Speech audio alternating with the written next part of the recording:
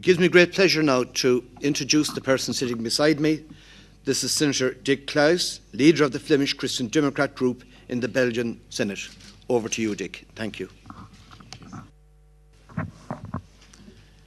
Ladies and gentlemen, dear Mrs. Rajavi, I'm speaking as President of the Belgian Committee of Parliamentarians for a Democratic Iran. Yesterday, President Obama ordered new sanctions into force on Iran, including its central bank, seeking to tighten a chokehold on Tehran's economy. This is a good news and, of course, a step forward.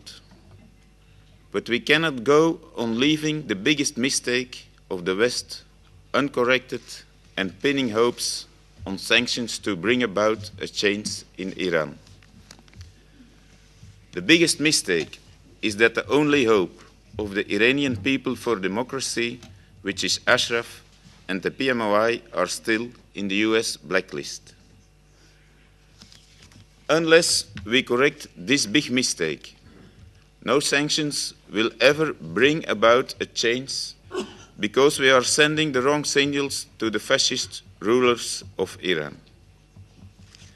We correct this mistake in Europe, and this needs to be done in Washington too. We must send the right signal to the mullahs now. Let them know that the PMOI and the NCRI are recognized by the International Committee.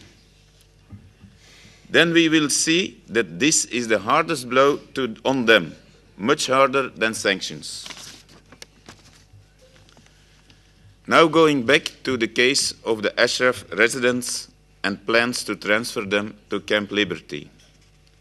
The Iranian regime will not lose any opportunity to bring dissolution to a failure and to bring harm to the lives and dignity of Ashraf residents during their transfer to Liberty and during their stay in Liberty.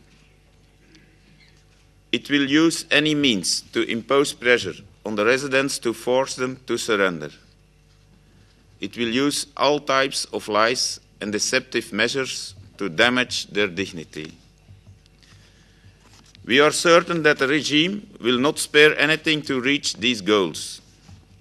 With this explanation, I ask the UN Ambassador Martin Kobler why he is going so easy on the Iraqi government that is the puppet of the mullahs and implements their orders word by word. How does he trust Maliki on preserving the lives and dignity of Ashraf residents?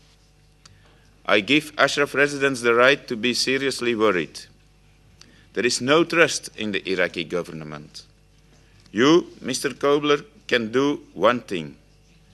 Make Maliki understand very well that following 2 massacres in Ashraf and after 3 years of psychological torture and besieging the residents, the least that he must do to gain trust is to lift all the restrictions he has currently imposed on Ashraf residents in Liberty. Allow them freedom of movement. Allow them access to their lawyers and families. And station your armed police outside the camp.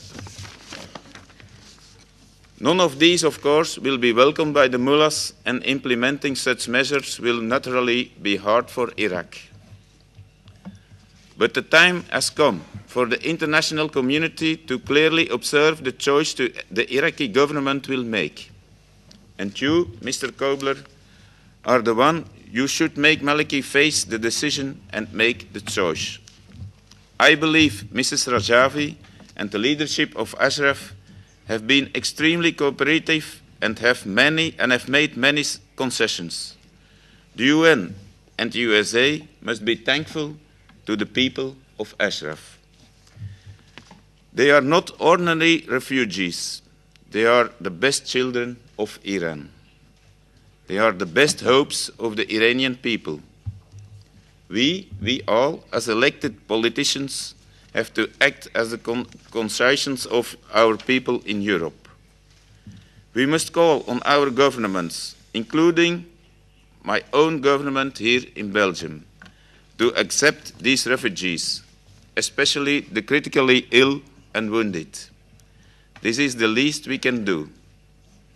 I would like to tell our brothers and sisters in Ashraf that we will keep fighting for your rights and we will fight for a free Iran.